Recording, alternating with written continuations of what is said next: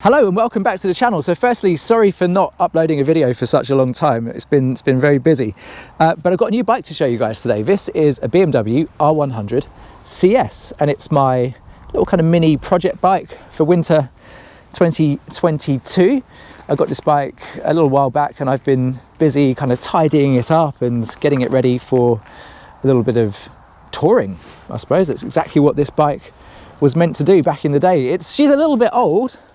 She's 41 years old, 1981, exactly the same year as me. This is my birth year bike.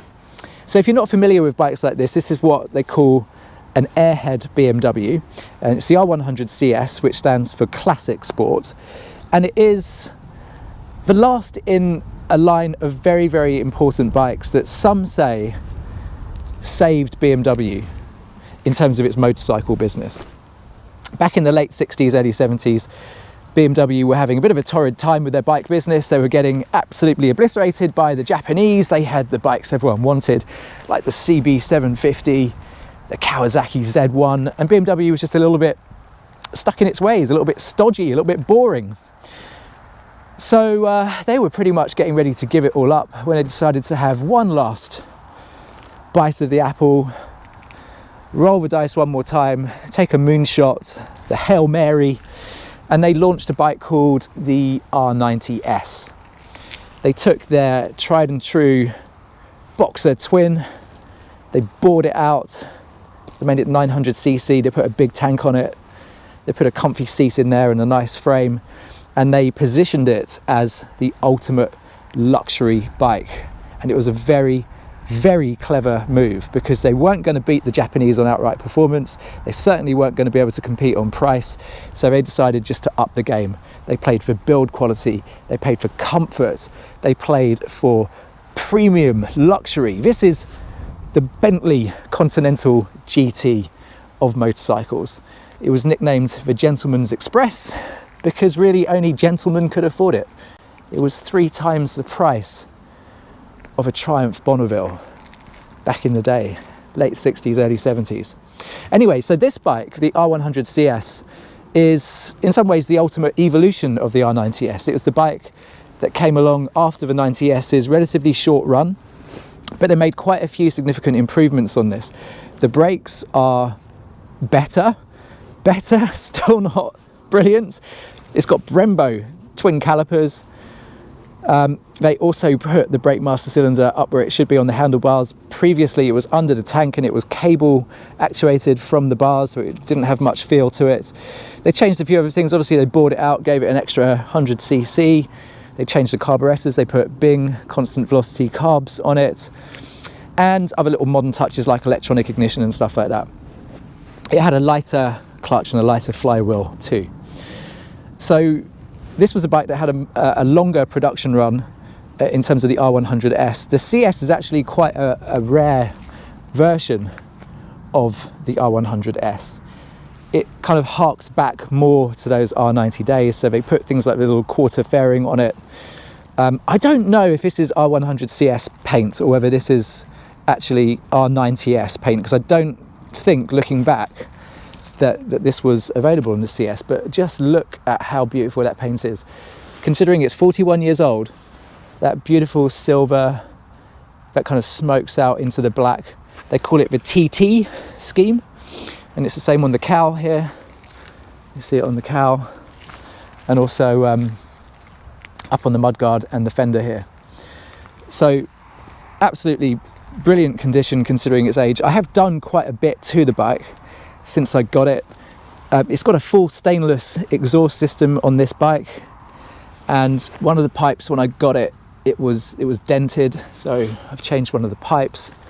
One of the crash bars here had been put to use, so we've got a new crash bar on there. It's looking a lot shinier than the one on the other side. Elsewhere what else have I done? So the fairing here, the windscreen, that's brand new, because the old one was looking a bit tired. And in here, all this dash in here, that was all cracked and ruined, so that's all come off and we've got all new stuff up on there.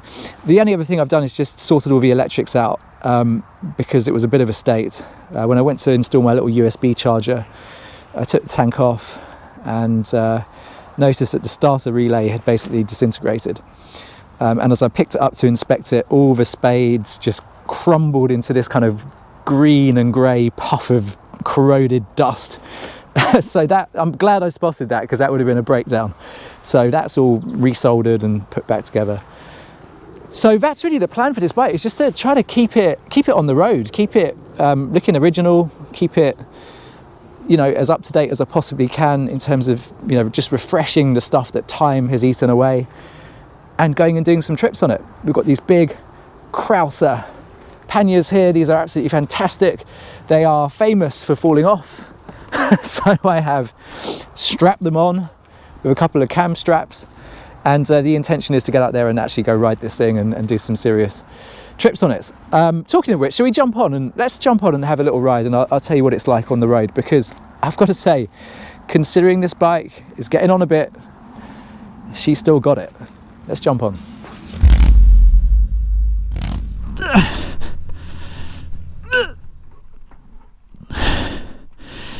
Woo! Okay.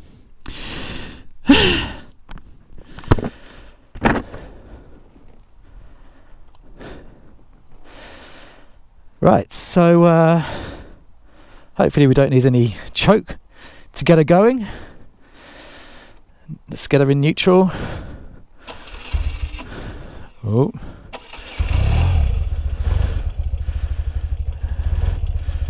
Might need a little bit. Oops.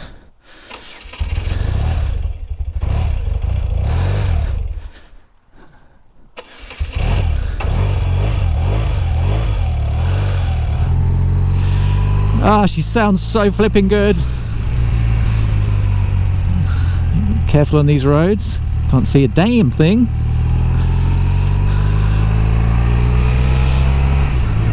She might not have the most outright horsepower in the world, but she's pretty torquey. She pulls lovely. It's one of those bikes where you don't realise how quick you're going. There might be a combination of just sitting quite high up and the fact that the engine is so damn smooth.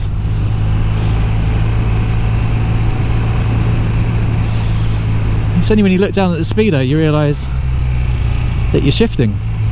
And being an old bike, she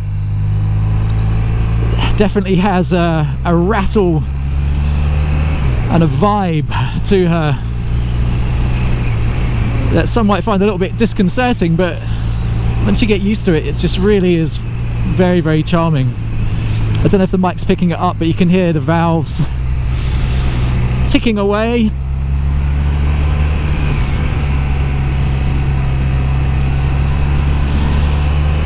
Definitely a little bit louder on the right hand side. I promise, after getting used to this bike, I'm never going to complain about brakes on a modern bike again. It's definitely one of the weaker points of this bike.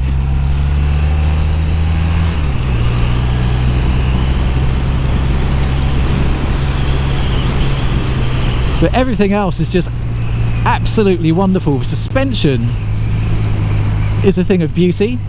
It's not stock suspension. This is Koni Icon dial-a-ride suspension on the rear, and I also think the front shocks have been resprung as well. They've certainly recently been overhauled, but I think they have progressive springs in the front as well.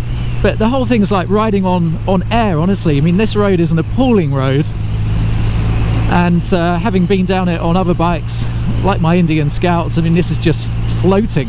It's like being on a cloud.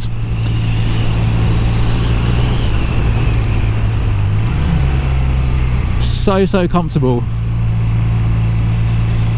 And roads like this are not really where this bike sings. You know, you've got to get it out onto the motorway, onto those faster roads.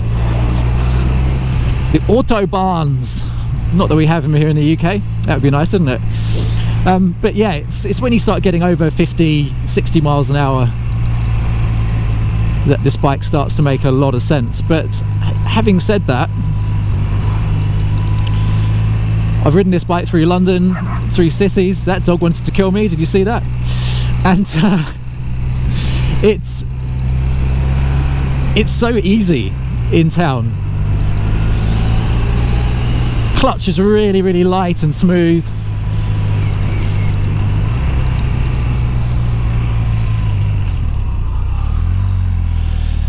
Very, very easy to operate. Oh, we've cut out. What happened there?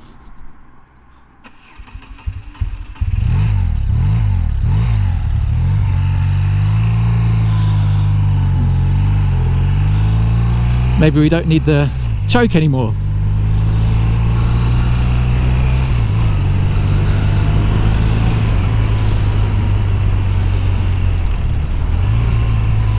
Got to remember to do things like that.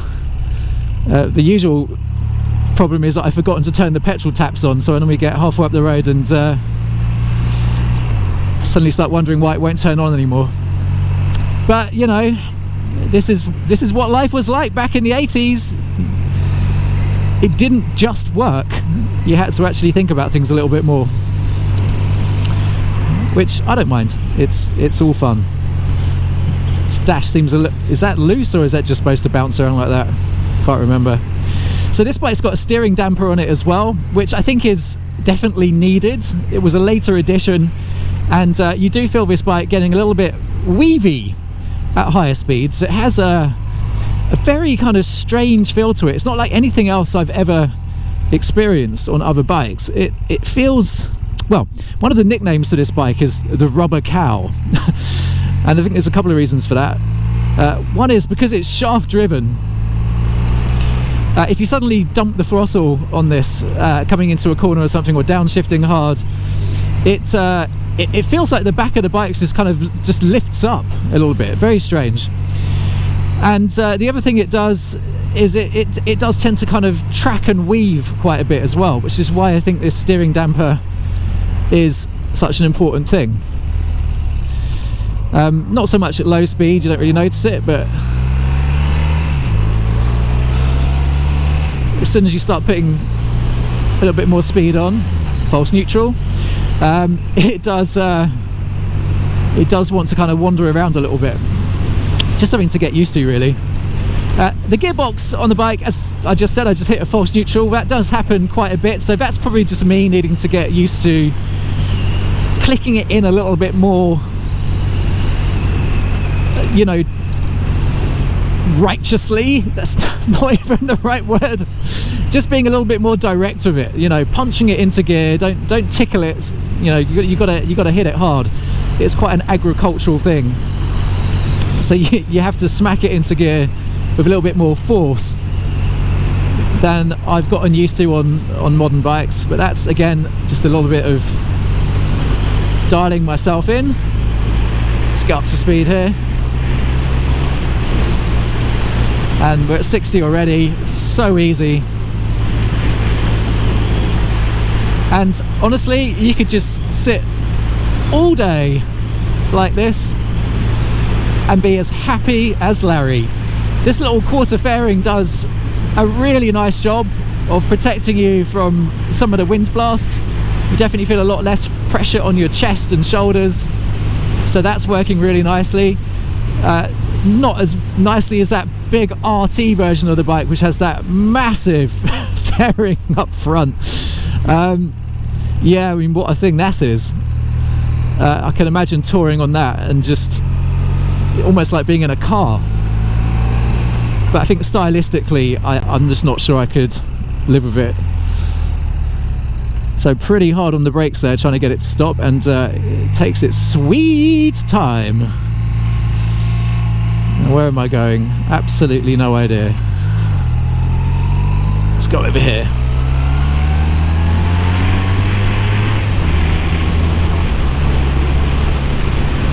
The way this bike delivers its power is just magical. It is like being whisked up to speed. it's just a gentle but very positive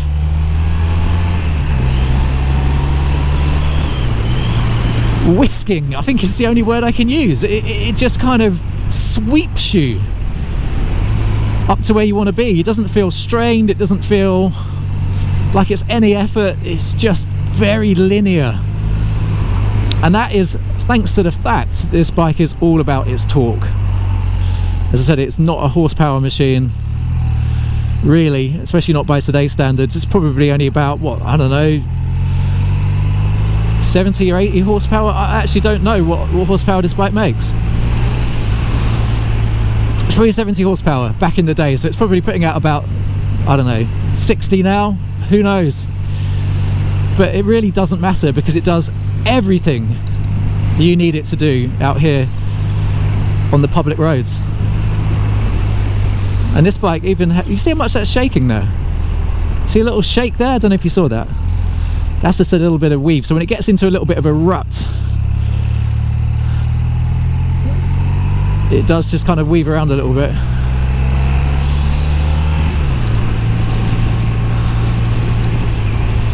So it's fine on that bit of road. Yeah, maybe that needs a little bit of balancing or something, I don't know. You can put the steering damper on a little bit more.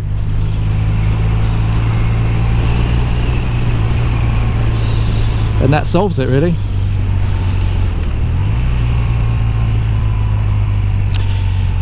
She's a little bit weavy. This bike's also running Michelin Pilot Active tyres, so it hasn't got the original tyres on it as well, and I think these also probably help with the handling quite significantly. I've never ridden a bike like this on stock tyres, so I couldn't compare it, but I'm told it makes quite a difference. I think that combination of the suspension and the tyres getting changed on this bike puts it in a good place, about as good as it can be without making some serious mods. A lot of other people do things like bracing the forks, and some people even brace the frames and things like that. Yeah, I mean, I don't know, maybe it's something to think about, but it's not something that is required urgently, because I don't have a problem with the way this bike handles at all.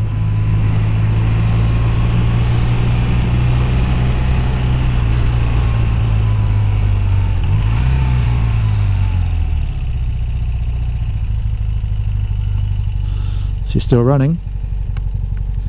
Still haven't figured out how to actually change the time on it. I did take the clock out, and I still couldn't see how to do it, so I reckon the little knob's fallen off the back of it, unfortunately.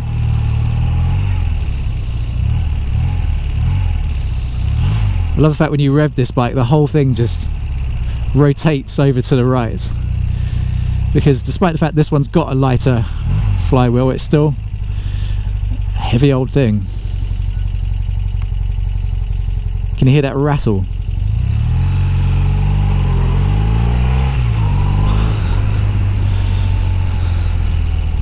Do you have to be a little bit more cautious when you're riding a bike like this?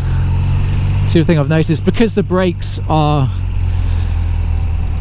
so kind of archaic, the reality of the situation is that you've lost your advantage as a motorcyclist. You know, if you're used to modern bikes, you know you can pretty much stop faster than anything else out there on the road. So if somebody slams their brakes on, you'll be able to stop faster than them. I don't think it's the case with this. A modern car with modern brakes, with ABS and all that, I think it's going to stop harder and faster than I can. So you've really, you know, you've got to keep your distance, you've got to keep back from things, because you're no longer able to outstop somebody who just wants to slam their brakes on. So it does change the way you ride a little bit. You don't ride so much on your nose, you're definitely throwing your vision forward a little bit more, just observing and trying not to get yourself killed, basically.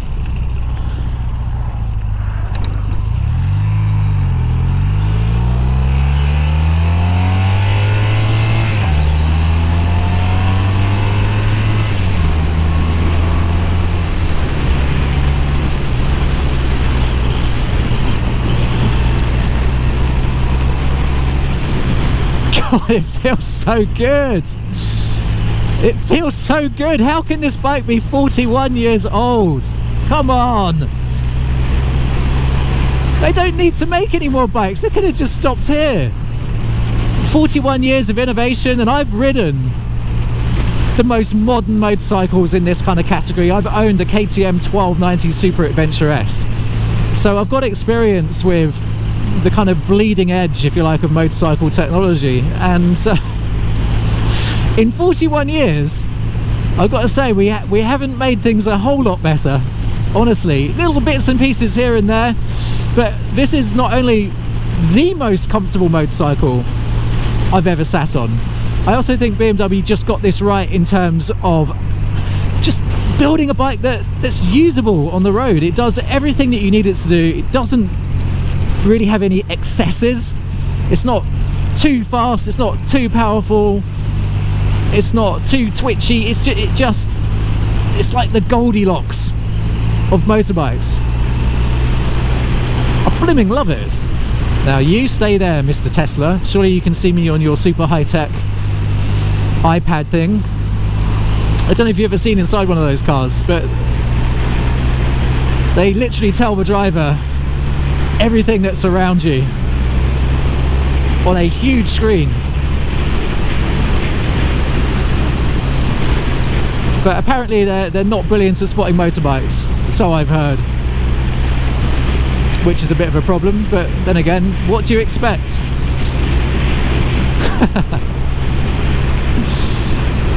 So there you go then. That's a quick overview of this little project bike of mine, the BMW R100CS. As I said, my plans for this bike are not to, turn it into one of those cappuccino racers or whatever they call them. I'm going to keep this bike as it is. I'm going to restore it. I'm going to love it. And if it behaves itself, I can see it being one of those bikes that I won't sell. It feels already quite attached. And who knows? I mean, if it gives me a load of jip, then maybe. But if it carries on like this, we're going to have a long and happy riding relationship for many years to come, I hope. So thank you very much for watching. Stick around for more on this bike and of course the other bikes. The Royal Enfield, we're going to take that out and do a little bit more work on that soon as well, so stick around for some of those videos on the way very soon, and until the next one, ride safe.